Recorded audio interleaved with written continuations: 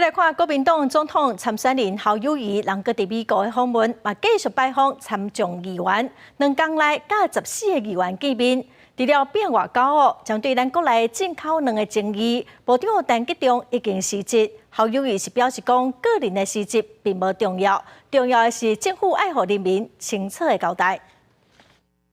我们侯友宜啊，来看我们的众议员啊，他说提到你了啊，说上次你陪他到新北市去走一走。美国众议员阿圭因特别打电话给新北市的朋友，虽然对方无接，阿圭因也阁甲国民党总统参选人侯友宜做话留话，互动密切。侯友宜美国时间19再度去到国会山庄来拜会着参众议员，得到国会的优待。侯友宜坐酒参众议员才会使坐地铁来回伫参议院甲众议院，连两天伫华府拜会，包括着陈苏立文在内14位参众议员。其中苏立文以挺台抗中的立场真明显，要来访问台湾，代表拜登政府宣布捐予台湾75万剂预防车。另外，侯友宜即摆除了拜会议员，也阁到智库来发表演讲。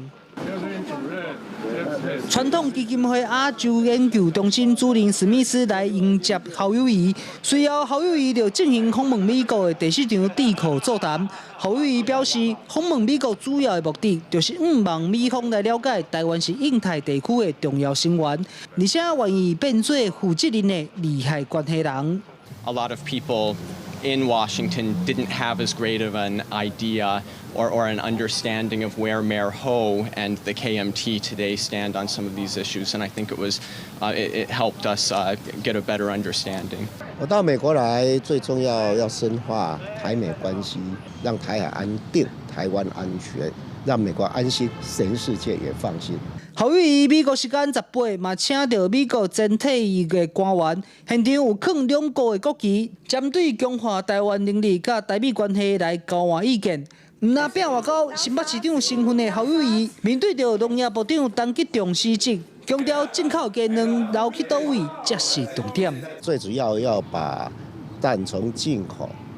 到整个流向，跟人民说清楚、讲明白。那个人的去留其实没有那么样的重要，重要的